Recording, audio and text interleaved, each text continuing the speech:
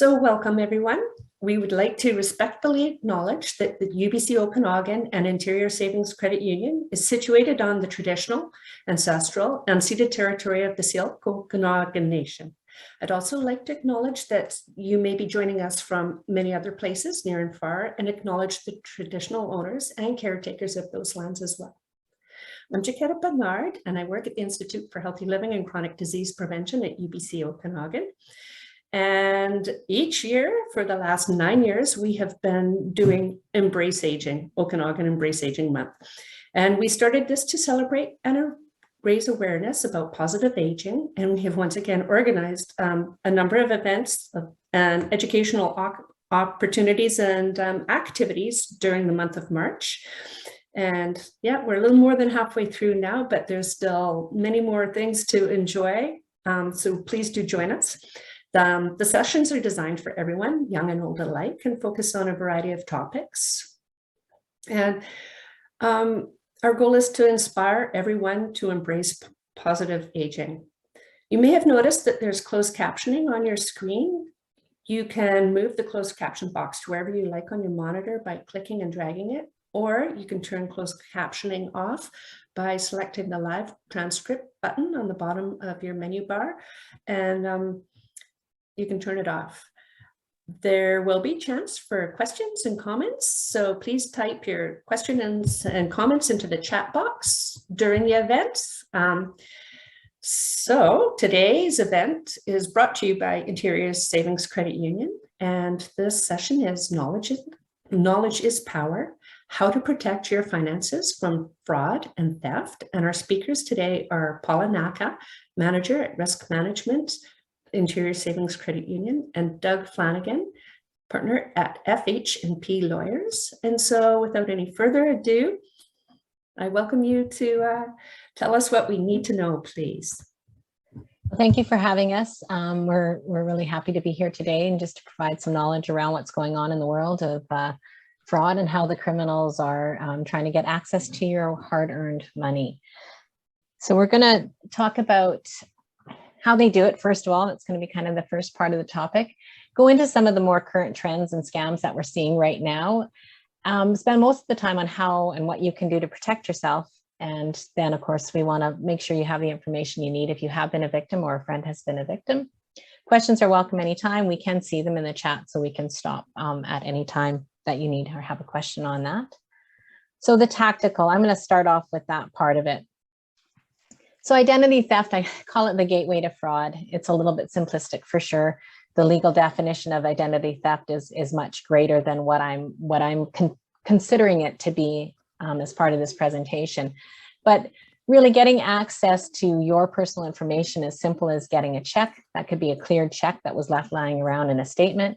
It could be a blank check that you totally forgot about, that somebody picked out of a drawer or was thrown out accidentally with other papers.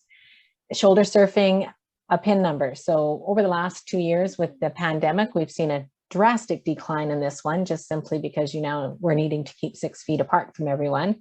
However, it still does happen, and I suspect it will pick up again. So that's just when you're entering your PIN number for your debit or your credit card and somebody's looking at it and then picks your pocket as they go out the door and they have the card and the PIN and off they go. This one is not as commonly known. Surveys, quiz, games on social media, and I'll talk a little bit more about that later on in the presentation, but it's a common way of getting information that the criminals can use at a later date. Email, text, and phone calls are the most common ones. We will talk about those as well. And then identity theft can be as complicated as really taking over your entire financial world, and that does happen as well. SIM card theft or SIM card swapping is something that we're seeing more and more of. And Doug added this one, saving passwords in the wrong place. And I think it's important. We're going to talk about passwords and where, we all have great memories that we can remember all these 1,000 passwords. Not really. So there are ways that you can record your passwords and save them in a safe place. So we'll talk about that too.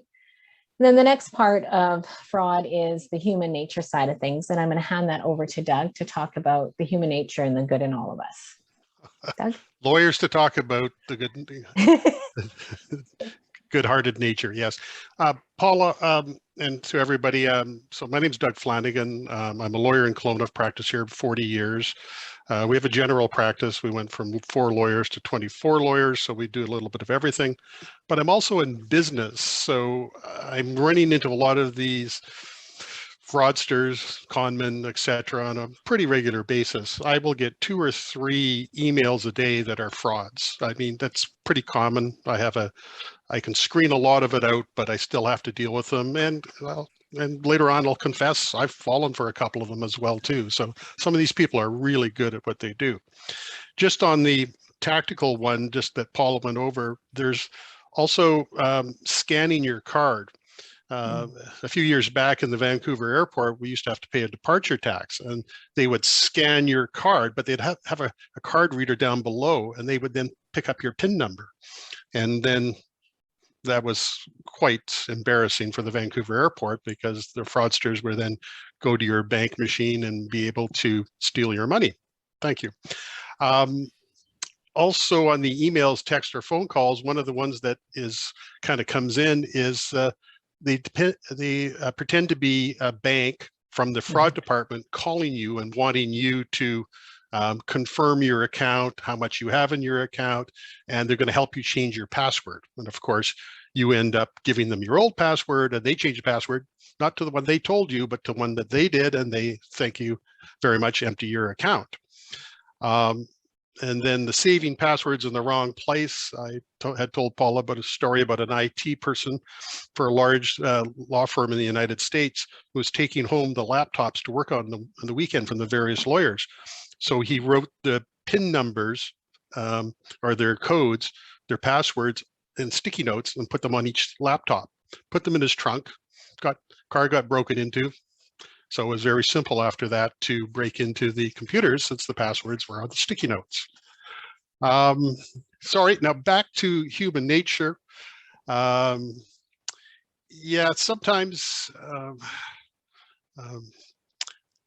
there is, as Paula's put out here, like they pull at you, sometimes they pull at your heartstrings, you know, like the Ukraine or COVID. I was looking on the fraud site, and there's something bizarre, like 31,000 frauds based upon COVID. This is just in Canada, on the Canada website, 28,000 victims. So, you know, they pull at your heartstrings and your compassion, and then unfortunately, it's the worst part of humanity when they take advantage of that. Secrecy, anytime they want to keep it secret, and we'll come up to a couple of examples in this seminar. Yeah, it's the alarm bell should go off. And sense of urgency, one of the ones I always say, if it's a good deal today, it's going to be a good deal tomorrow. And if it can't wait till tomorrow, then you say no, because there's a reason they want to push you to do it right away.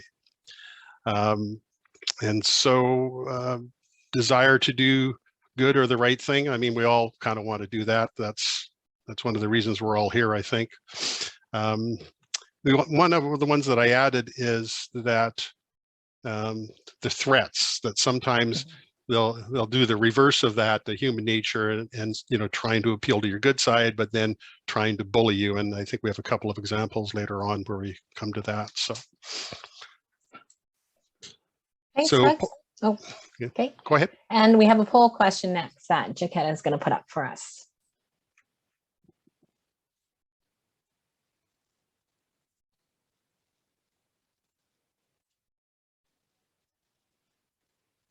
You guys should see that now, I believe, and you can just answer all, you can pick all that apply there.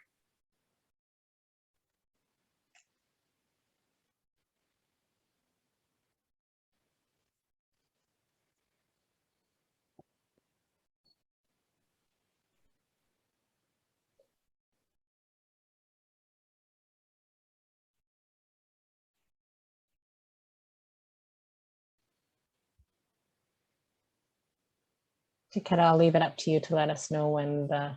Yes, I'm just watching.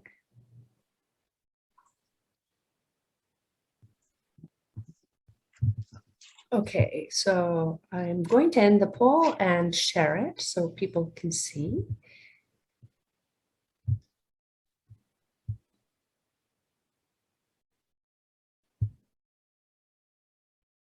Okay, so we just really wanted to get an idea of how many people are using Do you see the using what they're. results?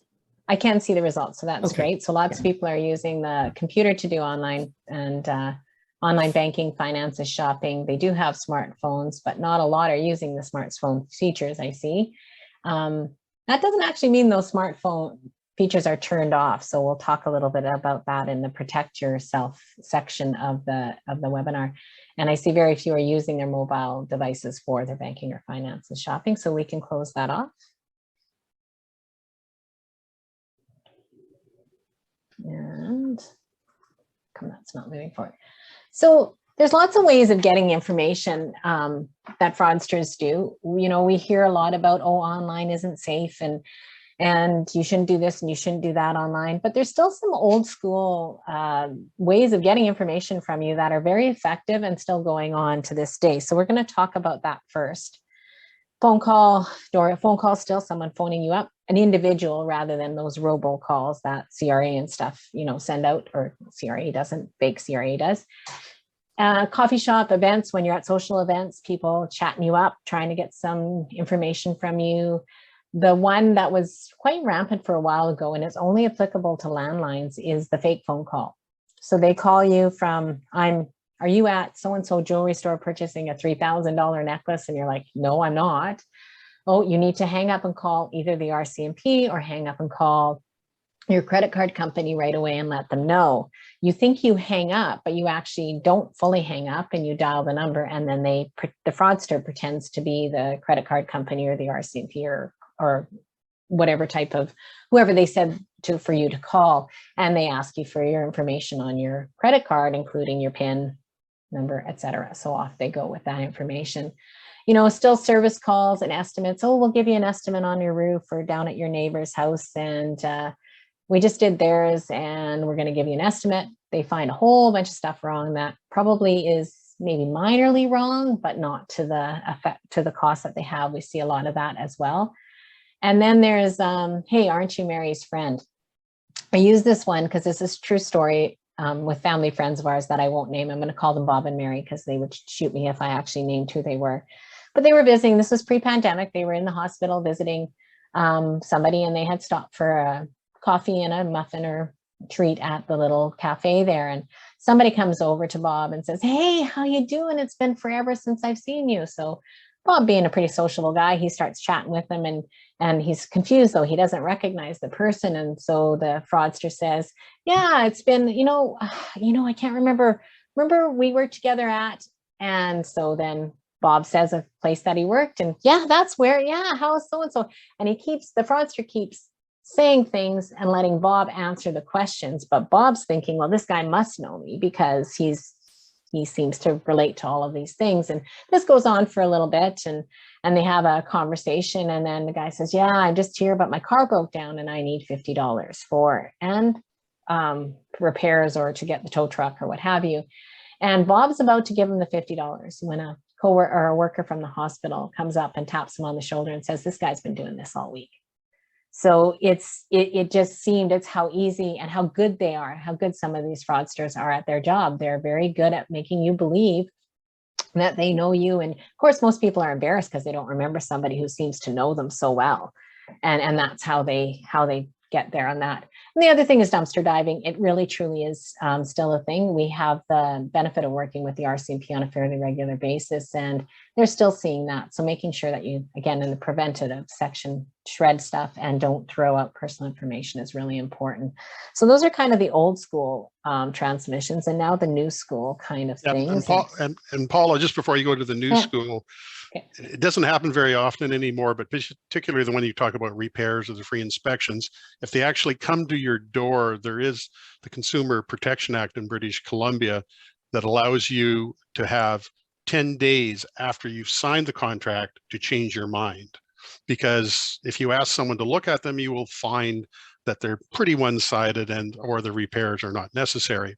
The other aspect is if they don't give you all of the information required under the act, and it's fair, it has to be a fairly complete disclosure, you can actually disavow the agreement for up to 1 year. So there's that there. Of course, a lot of these people that do this kind of have a tendency to disappear after a brief period of time. So Yeah. That's great information, because a lot of people think they are locked into that contract once they signed it. So that's really good information to have. So on to new school.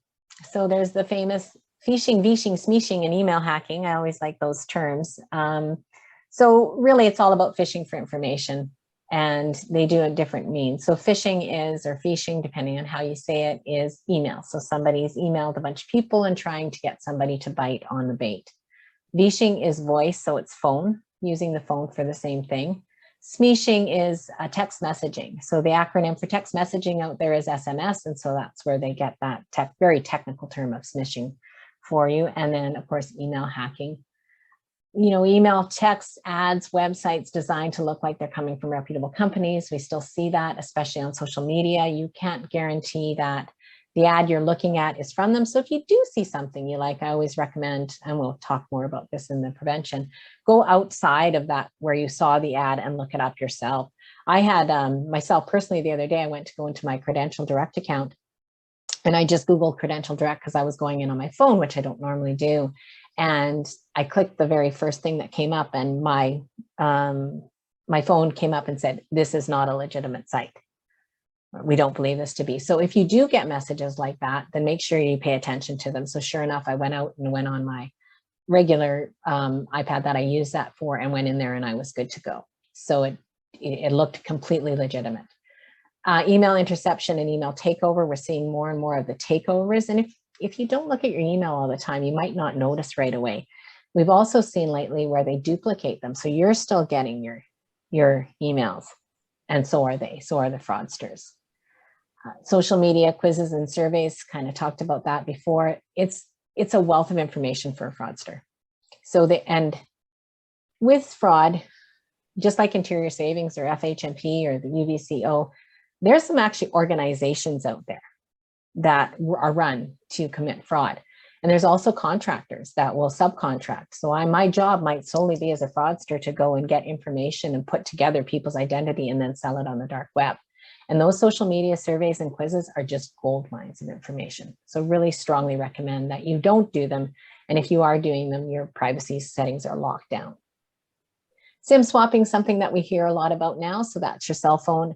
And basically what the hacker does is they take over your SIM card. They take over your phone number, which also gives them access to everything on your phone.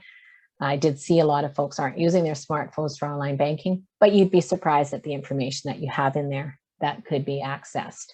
They do this by contacting your mobile phone provider and impersonating you, usually having gotten information from other sources, and then are able to take over your cell phone. And then, of course, we talked a little bit about this, and we're going to talk quite a bit about this as we go forward, capitalizing on current events, whether it be the floods and fires of 2021 in the province of BC, or what's happening in the Ukraine. Fraudsters look for opportunities that they can either pull on your heartstrings, get you fearful, or get you excited about an investment. So those are the things we're going to talk about. Doug, do you have any more you want to add to that slide there? Yes, Paula, we've run into this a few times where we are dealing with other law firms, and they're actually the correct name of the law firm, but there's one letter out. They set up a phony website, so you think you're dealing with the email with that website, with that law firm, and it's just a complete fraud. And you have to be very, very careful of that. Yeah, also email interception and takeover. Businesses, and in fact, President Biden has just warned that be aware for cyber attacks on businesses. That's Vladimir Putin's next step, as they predict.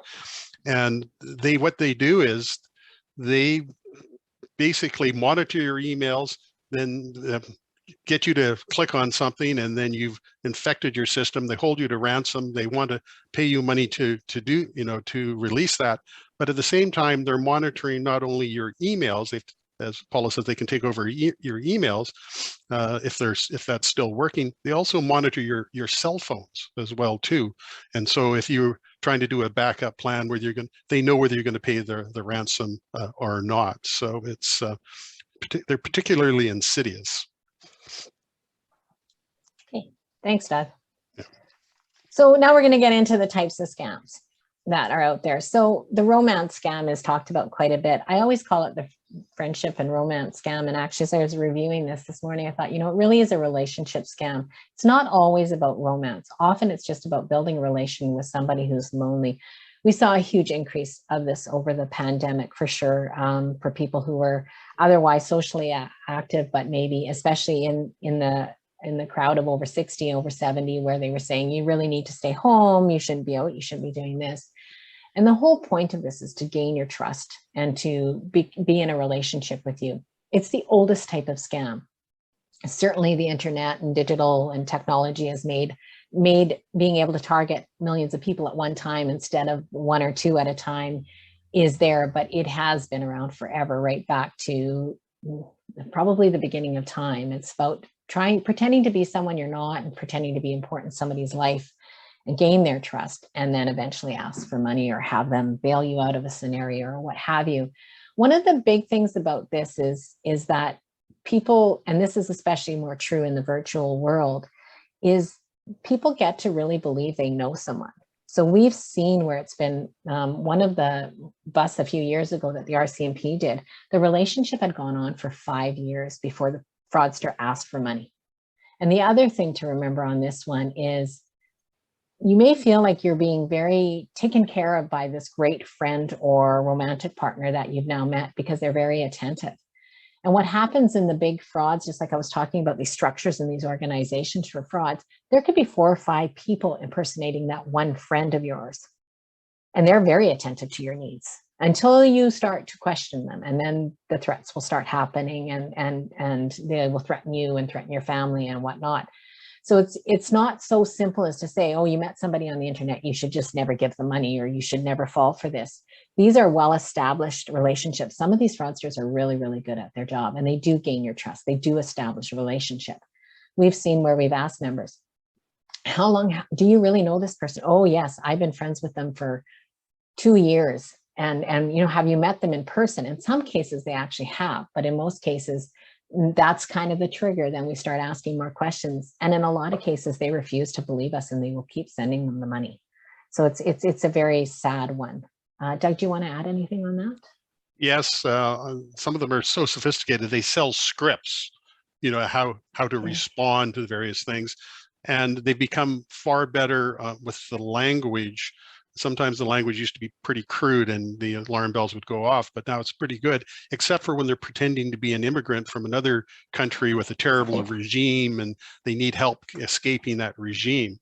And then there was that sad case of Amanda Todd, I believe her name was, where she built up a trust relationship. She sent a revealing picture of herself, and then they threatened to expose it to all her friends because they knew who all her friends were from Facebook and everything, and then did. And she committed suicide and left a very poignant video before she did. And then lastly, that's very sad. Lastly, we see the same type of thing in business. We have people, they come, they have, you know, fraudulent ID. It's sometimes hard to distinguish. They're very good. And they start off with a, oh, we want to do a will or we want to do something. Then all of a sudden it's a large business transaction 6 months to a year later, and they've built up the trust with the professional, and then, but they're just fraudsters. And then it's a terrible result at the end. So you have to be very careful about that. Thanks, Paul.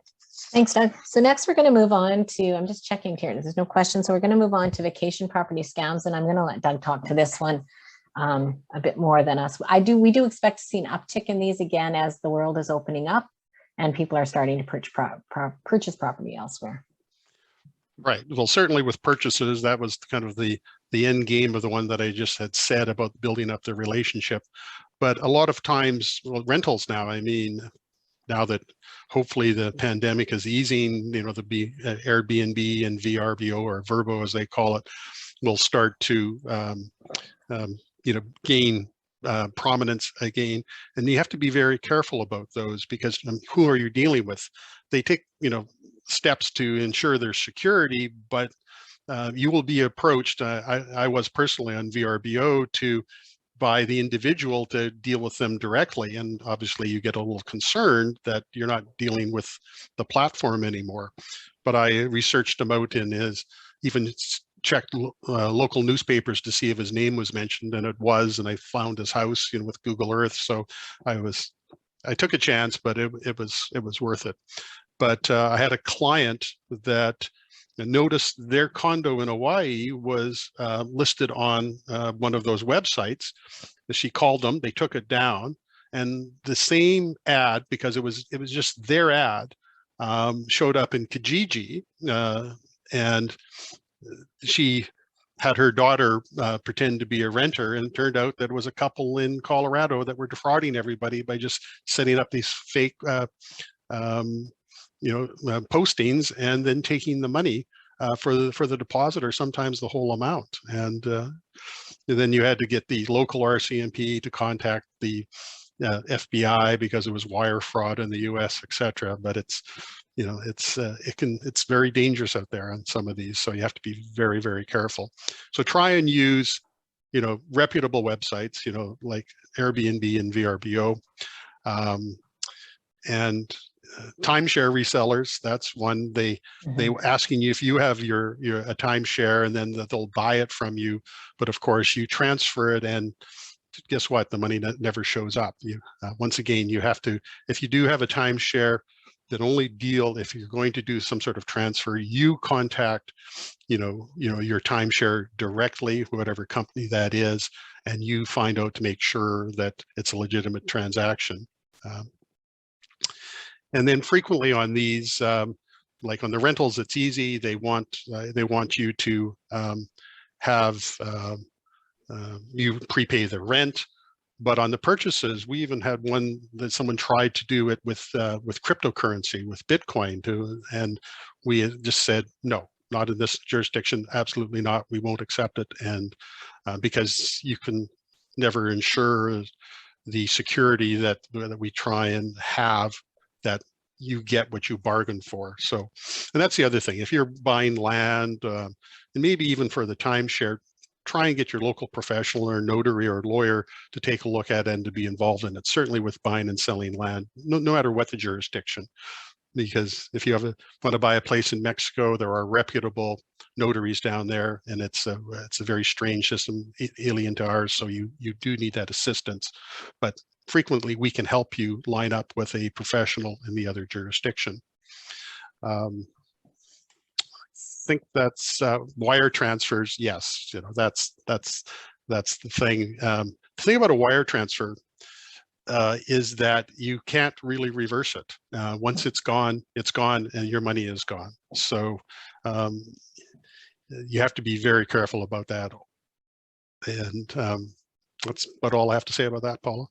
Yeah, thanks, Doug. And you kind of brought up a good point. This does happen in Kelowna as well, these rental scams. Our own risk officer has a place that she rents out, and one of their friends saw the listing on, I think it was Castanet or whatever, for their house. It was actually their house. They had taken an old ad that they had when they were renting it out, when it was vacant, and repositioned it. So they did get it taken down right away, but it does happen everywhere. So, just really, if you are renting or you have family that are going to rent here, you need to do some due diligence rather than and don't send a deposit off the website unless you've actually seen it first, and deal with reputable.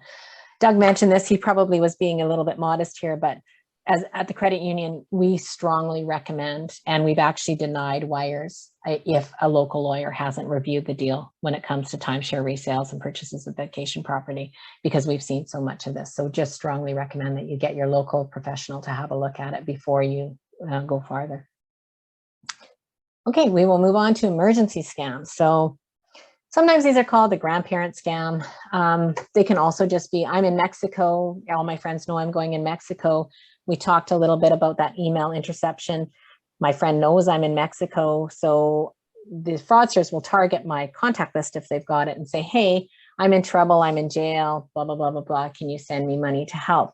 And again, it's looking for that person that has the right state of mind, that this could make sense. Paula really could be in Mexico jail, because we all know that some Mexican authorities are not as above board as others, and it could happen. So that's again what they count on is that emergency. And this is where that real fear factor comes in, especially fear factor and your love of your family and friends. They're going to concentrate on both of those. The more common one is the grandparent scam. So what happens here is you'll get a call with a muffled voice and they say grandma or grandpa or nana or papa or what have you, taking a chance that they've called you the same name that your grandchildren call you. It'll be muffled. So what's your first response is the child's name. And as soon as they have the name, then they can, say whatever trouble they're in the muffled voice and then hand it over to a person of authority, usually a lawyer, supposed lawyer, or a police officer. And then no longer does the impersonation need to carry on. That professional can have the conversation saying, no, you have to send money now, your child's in. And a lot of people go, how can anyone fall for this? So I think there's a few things to remember here.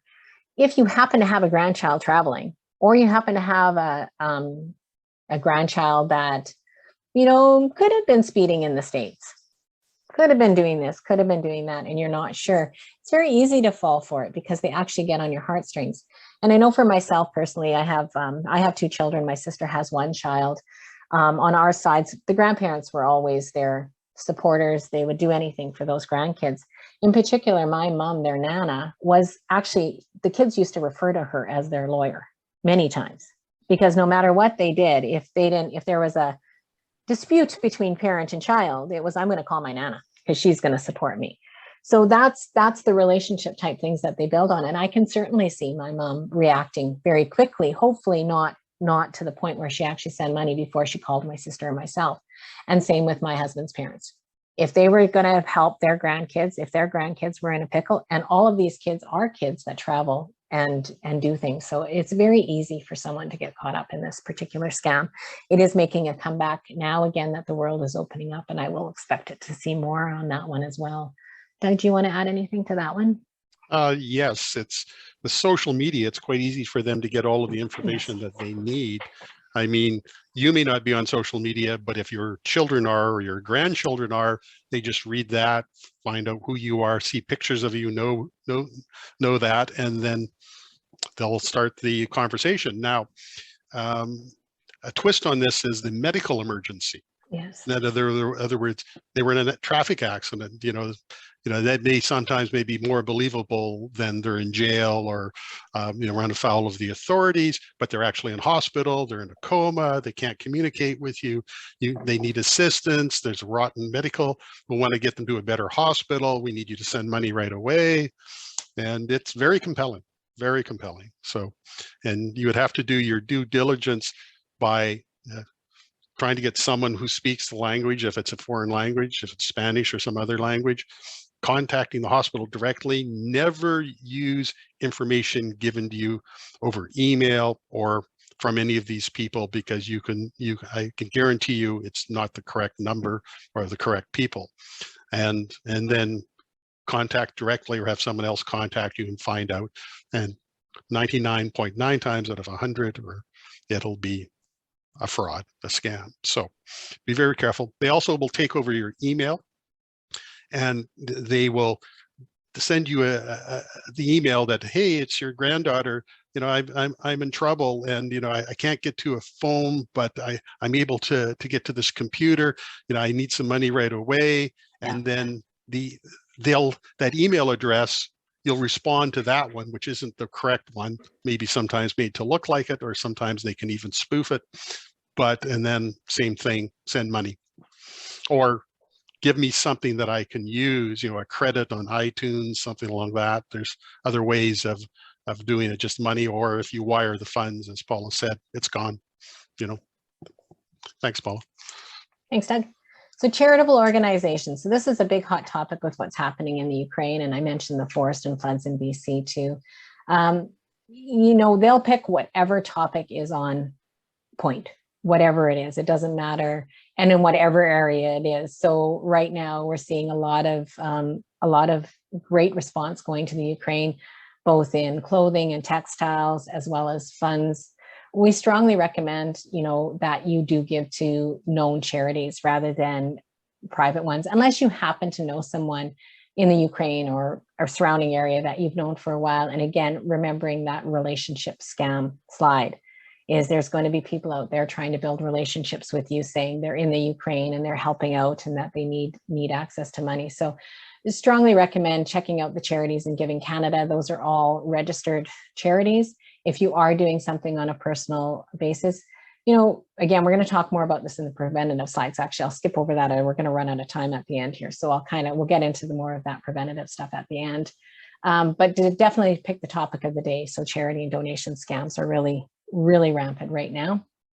And we are getting close. So we're going to kind of go through these next two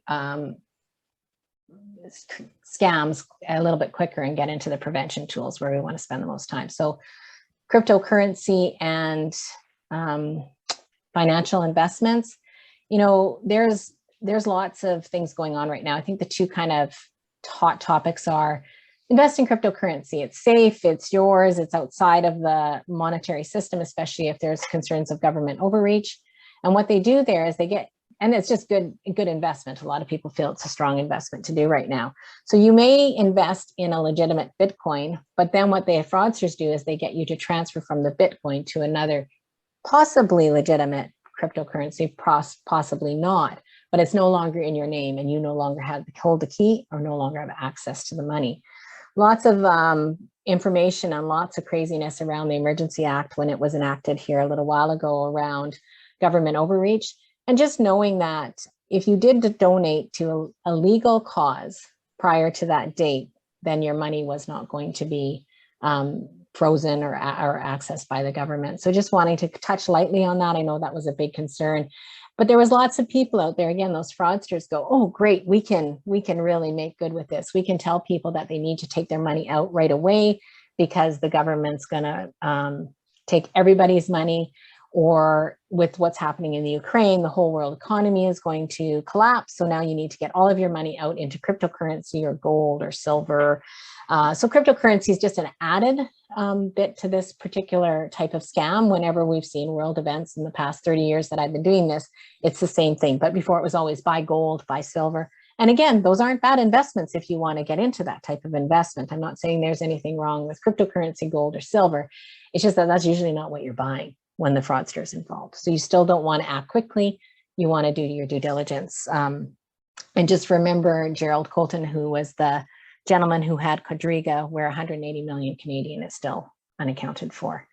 So I'm going to go quickly over this, Doug, just because I think we need to get into the. Yep, I agree. Yep. And then there's the types of sales and services scams. I would like Doug to just chat. There's lots of these: overpayment, counterfeit merchandise, you know, never, ever, ever, ever, ever, ever send money to get money. That's just not the way the world works.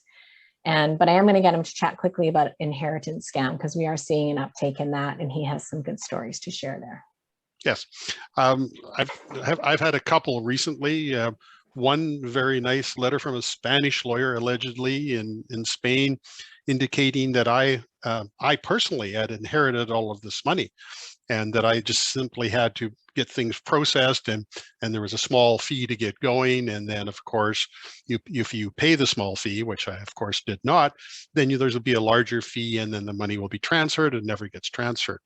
That's pretty common. There's also the scam where you're contacted. I think this one was by allegedly an Irish lawyer who, because my name was Flannigan, and was pretty sure I was not the one, but that I was going to pretend to be a relative of someone in Ireland, who had this large estate that I was that we would share with the other lawyer.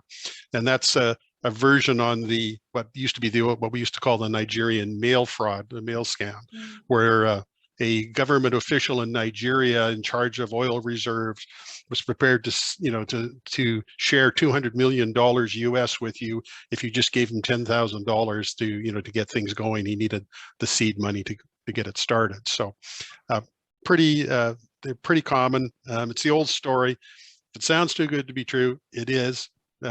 It's not true. And why you? Why did you get chosen out? Did you know the people? No. I mean, you're the sucker. That's what they're looking for. Okay. Okay, Paul. Thanks, Doug. So CRA Canada, still seeing those, and of course now 'tis the season for these. So just some quick tips here. CRA doesn't call you and threaten you. They don't ask for payment in iTunes cards or prepaid cards. They're not going to send you an e-transfer that you can click to accept the refund, because then they get access to your account. They do some telephone and email contact, but not to get money out of you. You should have an ongoing relationship with them using your CRA account where you're calling them. And even if you do have a dispute with CRA, if you do get a call that you think might be legitimate, then hang up. Don't talk to the person or respond to any text. Call the number, the direct number, and have the conversation with CRA from a number you have researched, either from off the internet, from the CRA, legitimate CRA government site.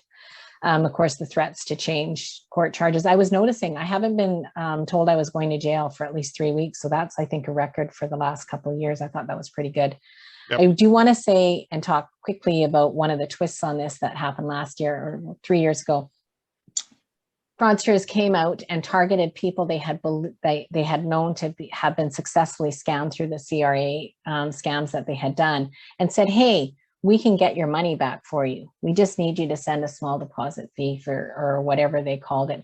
So I do want to let you know that if you have been a victim of scam, even if you've just clicked and you've actually stopped it from happening, your name is likely on a list that gets sold to other fraudsters. So we are going to go to a poll question right now. And I'm going to let Jaquetta bring that up.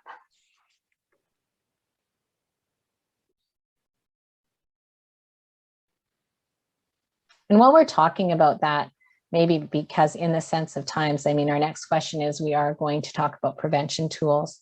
And just remind you that if you have specific questions, please ask them at that time, and we'll do our best to answer them now. But if we can't answer them now, we can certainly get them to Jaquetta and she can send them out at a later date. And Paula, another twist on those calls is sometimes it's the robocall with a recorded announcement asking you to press 1. Mm-hmm. And you have to be careful about that, even though you know it's a fraud and you want to give them a piece of your mind. By pressing 1, you can expose yourself to charges.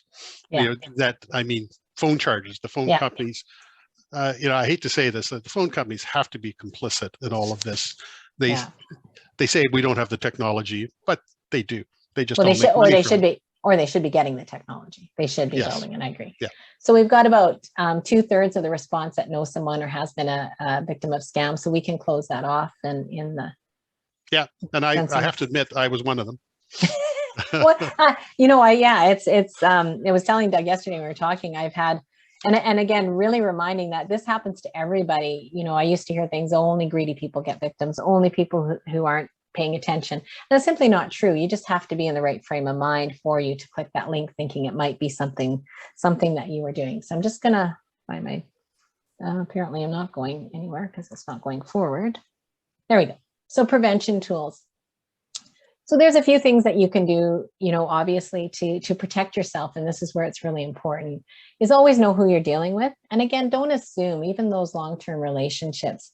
If somebody's now wanting you to send money or what have you, talk to someone else, call us, call your financial institution, call your lawyer. We're happy to talk people through, if something doesn't seem quite right. Because again, in your trusted circle, you might feel like you don't want to say anything because you don't want people to look upon you as being a victim of a fraud, but we're happy to help. The RCMP will gladly help. Call the non-emergency line if you have a story to tell them. They're gonna listen to you and hear you out. Use online delivery from reputable stores. So if you are, rather than somebody who's going to just deliver things for you, do this or do that for you, and you don't know them, use the legitimate online stores or online delivery, reputable stores, that type of thing. Verify information from a trusted source. Don't get rushed into anything. This goes back to what Doug was saying about the fear. This can also be excitement. You have to get this investment today, so it's two-sided. Support only known charities. Use tools available to you or as you're planning, as you're planning your estate. Put your POAs in place. Do estate planning as you age, even younger than that. For me personally, my mom was sick over the last few years, and it must have been about 10 years ago that she demanded that we go down to the lawyer and get a POA in place and all of these other things. And I can tell you, not only from a protection of protecting her from scams, it just made life a lot easier having all those tools in place and ready to go when we needed them as much as she dragged me kicking and screaming, because of course in my mind she was never going to get sick and never going to go. So that was really important. Use professionals such as lawyers and accountants rather than trusting a friend that you really don't know. Get a sounding board, a different friend that you trust, and let them know the whole story. Get them to give you some opinions. Lock your doors. That includes your car, your house, your computer, your social media, your mobile device. And we're going to talk about that a little bit further in the next couple of slides. Don't leave your wallets in the car ever. So this is something that Doug and I were kind of chatting about yesterday, which happens a lot, is that, you know, you go to hiking, you're going to go for a walk, you weren't expecting it, you get out of your car, you throw your wallet or your purse in the back of your trunk and off you go. Fraudsters are watching malls, hiking trails, beaches to see you do that.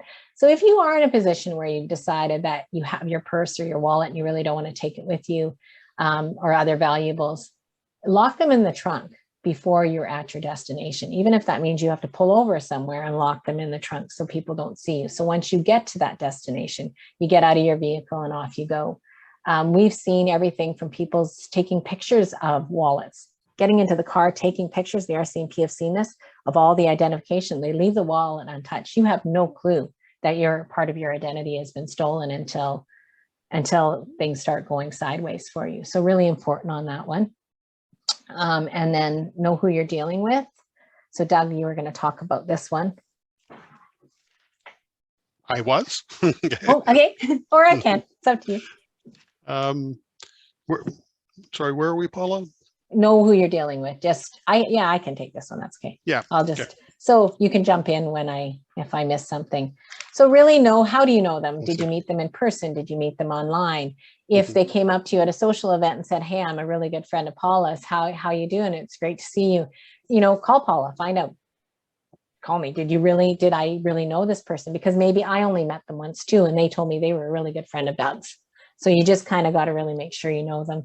Do they normally communicate? Do your good friends normally communicate via email, phone, or text? If you are a social media user and somebody sends you a friend request, aren't you already their friend? Could this be a spoofed version of that? So just making sure you're paying attention. Does the tone text sound like them? So we all have, I mean, I can hear when my son texts me, oh, mom, I hear, oh, mom, stop. You know, he only puts mom in there, but I hear that. You can hear the tone of the people that you know and that you're close to. Did you contact them or did they contact you? So were you the initiator or were they the initiator? Do an internet search and look at the reviews. And I know there's, you know, I've heard in the past, there's lots of fake reviews out there too. But if there's 4,000 reviews, you're pretty sure you're going to be able to pick some out and there's going to be some consistency there and you'll be able to go through them. I always read the reviews on things if I'm going to buy something from a new place I haven't bought before. You want to add anything there, Doug? No, you've covered it very well. Yeah, and don't stop on the first page on internet reviews, because there are paid ads and sometimes they're shown as ads, sometimes they're not. And you sometimes will have to dig a little deeper, the second page, the third page, the fourth page to actually get some of the true reviews. And then sometimes change up the words a little bit.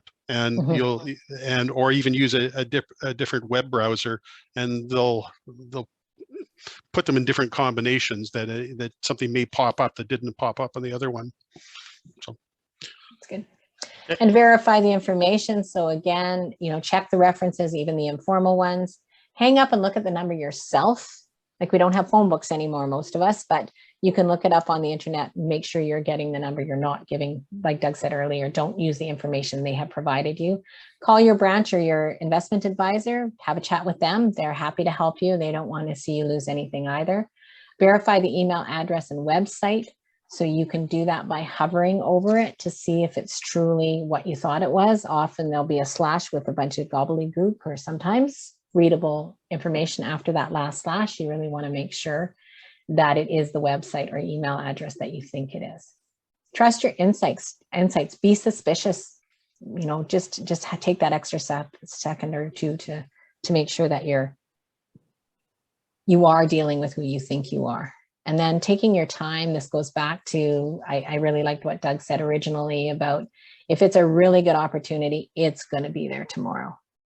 And if your child or person or friend or family member is truly in a pickle in a medical situation, you can take that time to validate that. I know when the grandparent scam first came out, Western Union used to be the place of choice for people to send money, and they put some really, really good rigor in place now on when they will send money and how they send money. Hence the iTunes cards and the prepayment cards are coming into place. But taking your time, get that second opinion, bring in a close family member or a close friend that isn't part of that group or that relationship that's having that conversation, and just take a breath. Doesn't make sense. Doug? Agreed. Yep. Okay, we'll move on to the poll question here.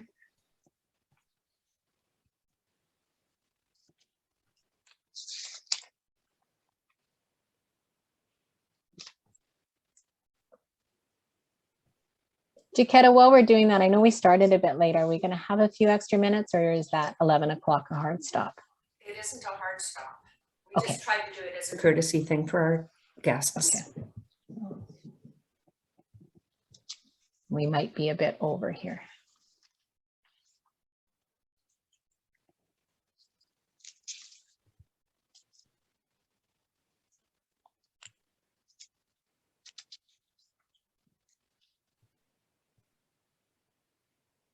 Oh, good. That's great to see. I love that. Don't always see that, that's for sure. So that's really great to see.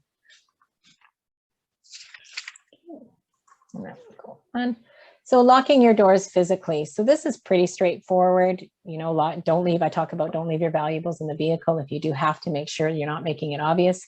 Shred documents with personal information and don't leave information lying around. Doug, do you want to add anything there? Or no? I just emphasize the shredding. It's very, yes. You know, their shredders are very inexpensive. Yeah. Shred anything with your name, numbers, anything like that on it. And then our next poll a question regarding virtual.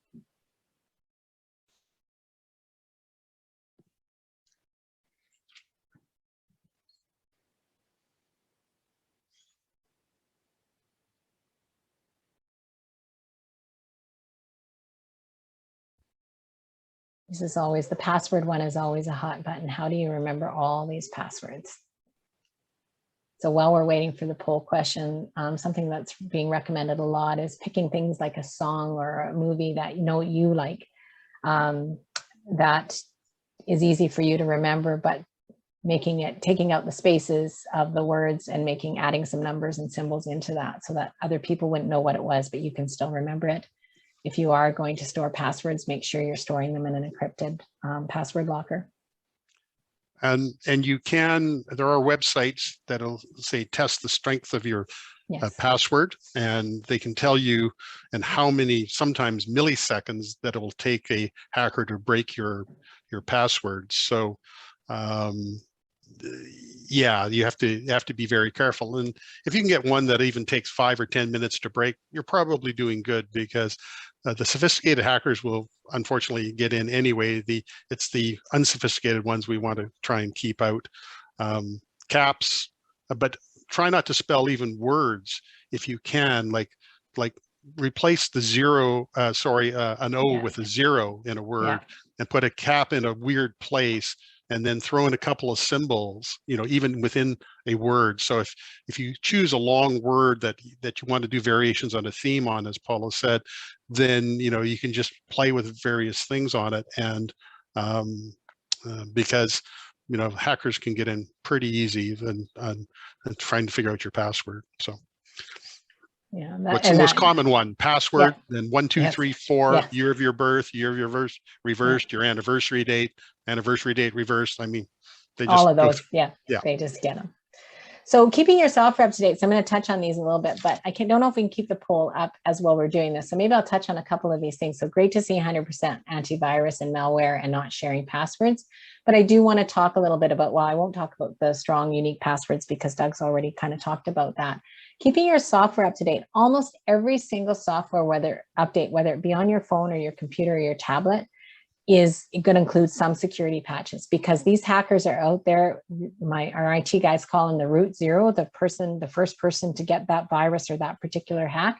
As soon as they have them, all of the legitimate companies are out there, Apple, Google, or Apple, Windows. Sorry, my mind just went blank. What's the other big one? Anyway, all of your software, keeping up to date. They're patching those constantly. So it's really important and a really easy thing for you to do. Turn on your automatic updates. Alerts on your devices if somebody sets up a new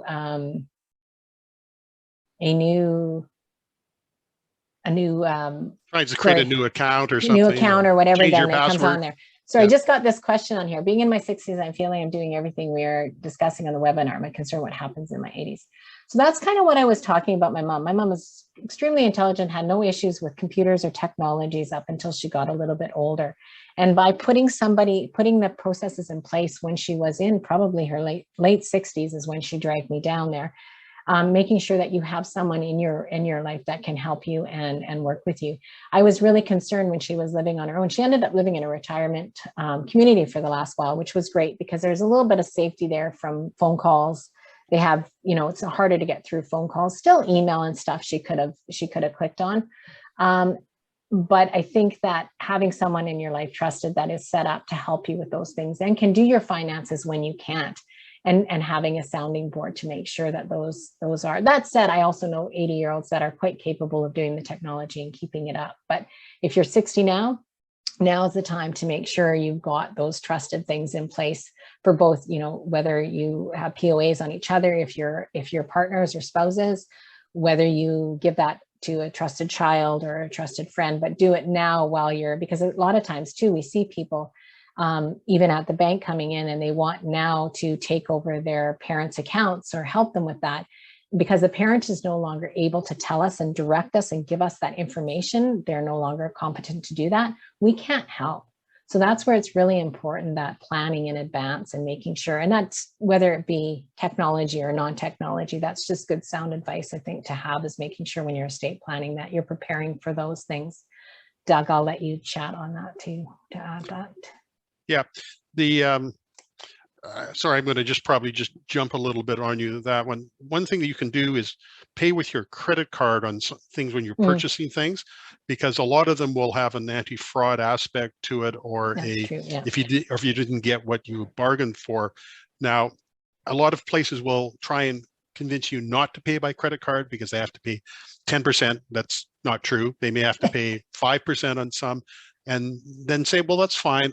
Tack it on, but I'm still paying by credit card. And because if you say I'm not paying otherwise, they will come back, and they will, because if they won't come back, then you were never going to get what you'd bargained for ever. So, and then Paula, you've got avoid public computers and Wi-Fi hotspots. Yeah. Can you take down the poll question now, and I can move the slide there, Takeda, because I can't move it, I think, while that's up there. Okay, and then I'll go to that there. And we'll just bring that. Okay, go ahead. Yeah, now we're on the right side. And yeah, so avoid public computers or Wi-Fi hotspots.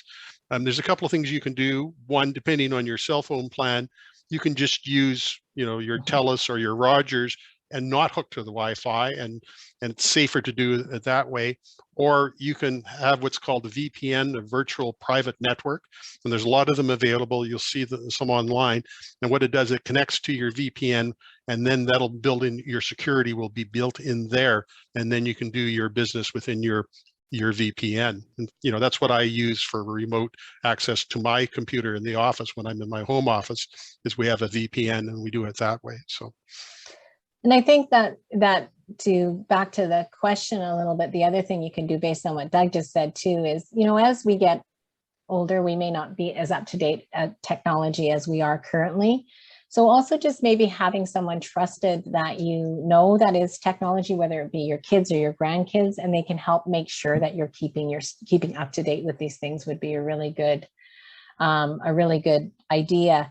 The one thing to consider is recently, a story that we had one of our members who had a computer and was doing some stuff, and he did get hacked quite badly.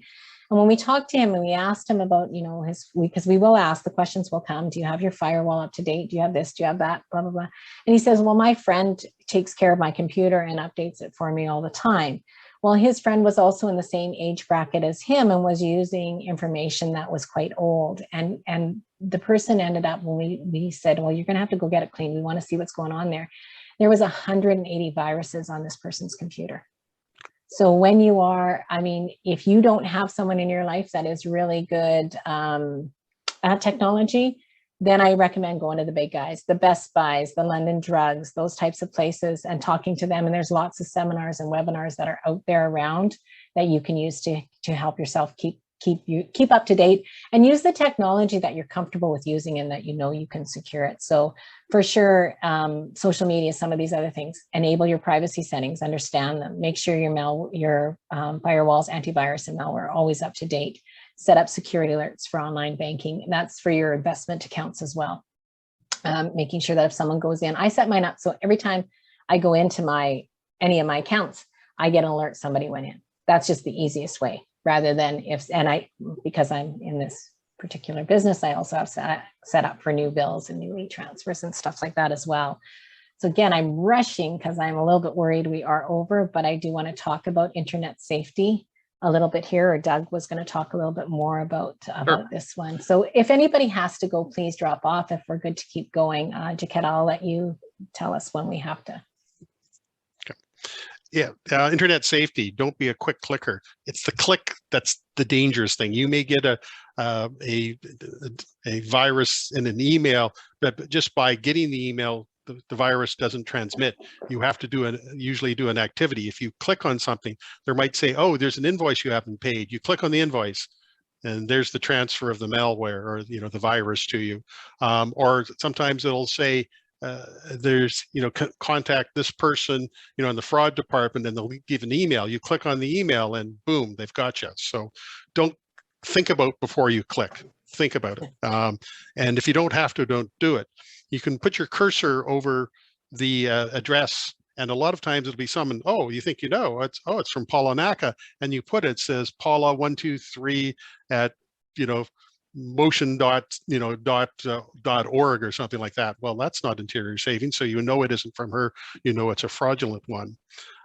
Look at your HTTPS, like when you go into a website, that stands for Hypertext Transfer Protocol Secure. And so if you go into any major websites, you'll see HTTPS first, and then, you know, the www, Air Canada, or whatever it might be.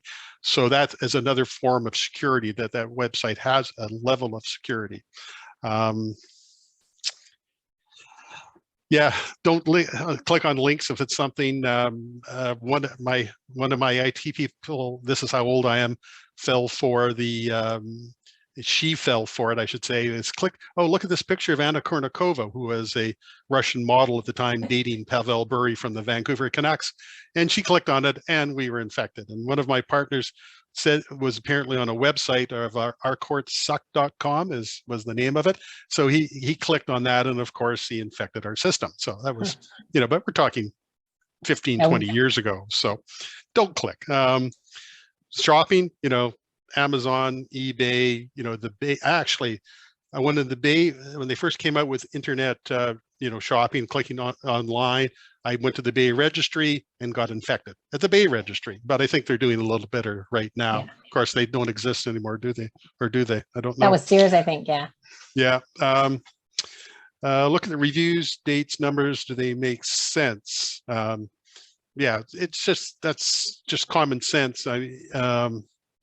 You know, when someone's sending you something, you know, a lot of times they're not very good, and you know, the language is bad, or the date's gone, or you can do a review online. There's a lot of ones, especially with the phone calls. You're getting these phone calls. If you put in that number, you'll get a whole bunch of responses that that number is a scam and why it's a scam.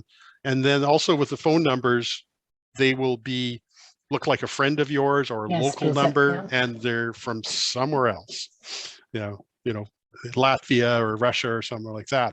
And there's also what they call layering. When you go on a trusted website, I was on the American Bar Association website, and there was some sort of related thing, and I clicked on it, and I went off into cyberspace. It didn't have anything to do with the American Bar Association. They were able, this other company was able to put an ad on there. It looked like it was part of the website. They're really good at it, but it's somehow either through your system or not through the website. It wasn't the website's fault, but it's in your computer where there's malware in there, or just very sophisticated scammers. They put in this other thing and get you to click on that, and off you go into disaster. So thanks, Paula. Thanks, Doug. And then helping a friend or family member, some of the signs to watch for, sudden inability to pay their normal bills, increase in calls for donation, increased amount of mail that they're coming in, secretive to you about calls or mail or money issues, and just remembering that lots of us can easily get dissuade into these things. So just remember that and be a good friend to them and help them as best you can. Encourage them to go to their financial institution or to talk to the RCMP or other authorities in your areas. Yeah. And have you been a victim? So this is kind of our last line. I don't know if we miss it or I just skip past it, but virtually locking your doors are those things, like having all those things in place. And it's really important to keep both your virtual and physical doors locked. And if you have been a victim of fraud, please report it to the police. So many people don't. Contact the Anti-Fraud Center, either via email or by phone. Advise all of your financial institutions, even if you have just a little bit somewhere, making sure that they're aware that there has been a fraud. In the back of the, I think it's Scams and Frauds, it's on the next slide. They have a whole list of things that you should report to, making sure you report to TransUnion and Equifax. And if anything was involved with either your email or your phone, let your providers know, whether it be Gmail or your, obviously if it's your work email, make sure that you let them know, and as well as your service provider, let them know. And don't be afraid to say that you've been a victim. Exactly. Because these people, some of them are really, really good, and we all get fooled. And I've been fooled by the sophisticated people, but luckily not for much of a loss other than wasting my time on them. But or as I told Paula, I've had my pocket picked in various locales throughout the world on 2 occasions. So, and I'm a careful traveler, but they want you, they can get you. So, but we try and do all these to make sure that it's not very easy for them, and that they don't really want to go after us. They'll go after the CIBC or some other large institution rather than us, or Interior Savings, because they have a massive security system to protect all your accounts. So let them try them rather than us, but let's just be very careful out there. And then I just always like to note that we talk a lot about bad things that happen, but just reminding everyone, relationships are hugely important to our world, and without them, we would all be not very happy, and it wouldn't be a very happy world to live in. Technology makes life easier. I love technology. I like how it helps me have more time for my family and my friends. So I'm very much a proponent of it. Just do it safely. And I truly, even though I do with what I deal with a lot during any given day, I still believe there's way more good in the world than there is bad. We just really need to take our precautions and make sure that we understand what we're getting ourselves into when we do new things and try new things. And then last but not least, I will put up this slide for you. So the RCMP Scams and Frauds, you simply Google that. It's great information. The little black book of scams is awesome. It was just updated a couple of years ago. It has some really good information on that as well. It was originally built by the Competition Bureau in New Zealand, and Canada bought it or asked them for it, and they just gave it to us, and we updated it more for Canadian. And then reports, and again, the list of the registered charities for giving in Canada. So I know we're way over. I truly apologize for that. If there are any questions, or if we can continue on. We're happy to stay for a minute if there are questions. Okay, I'll leave that up to you.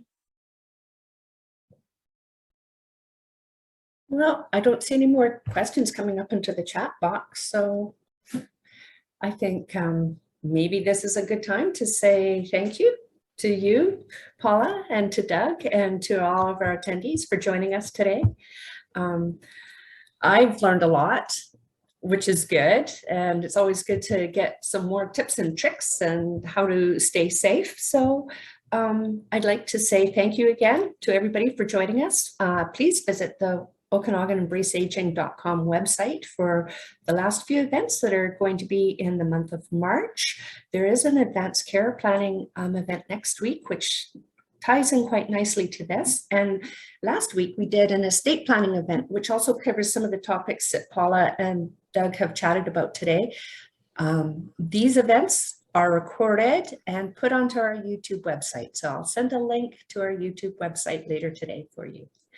So thank you again, everybody, for joining us. And I hope you all have a very nice day.